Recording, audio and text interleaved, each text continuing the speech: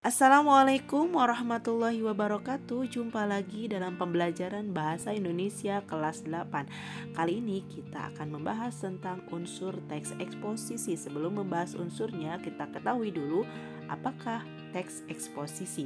Teks eksposisi adalah sebuah tulisan yang berisi pendapat terhadap sebuah permasalahan yang disertai fakta. Di bawah ini ada contoh judul teks eksposisi yaitu Gelombang Korea dan Sumpah Pemuda yang ditulis oleh Heri Nurdiansah.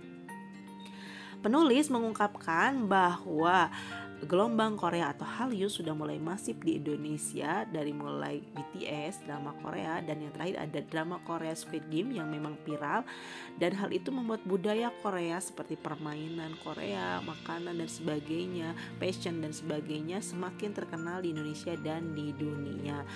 Nah, itu ditulis oleh penulis pada paragraf awal.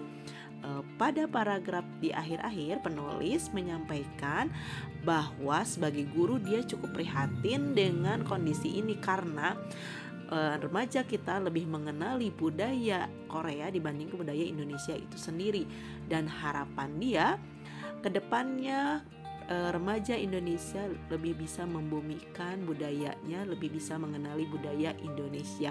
Jangan menjadi follower lagi tapi menjadi influential, katanya begitu. Nah, itulah contoh teks eksposisi. Pesan teks eksposisi yang ditulis Heri Nurdiansah tadi, kita dapat melihat ada dua unsur yang terdapat dalam teks eksposisi.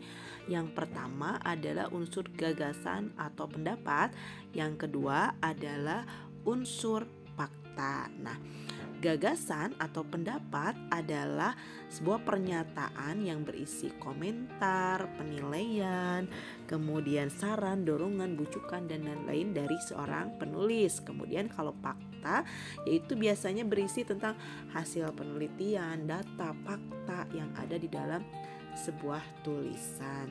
Nah, berikut ini kita lihat contoh kalimat yang berupa gagasan. 1. Memang ada beberapa adegan terkesan sadis, namun alur dan latar cerita begitu ikonik.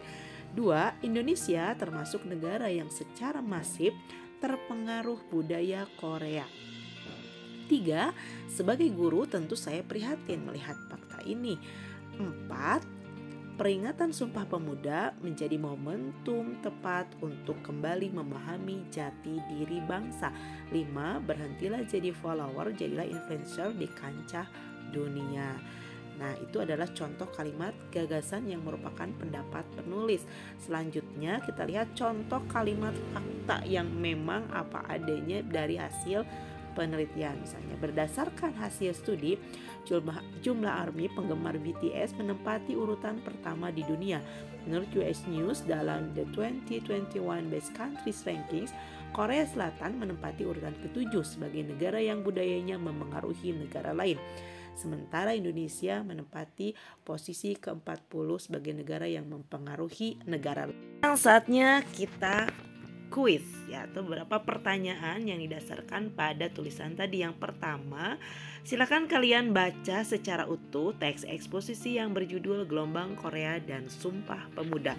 Yang kedua, tuliskan lagi lebih banyak gagasan dan fakta dari tulisan tersebut. Yang ketiga, pilihlah salah satu gagasan yang kalian setujui atau mungkin yang tidak kalian setujui, ya. Jadi satu yang disetujui, dua yang tidak disetujui, kemudian berikan alasannya. Nah, demikianlah pembelajaran Bahasa Indonesia tentang teks eksposisi atau unsur teks eksposisi. Terima kasih.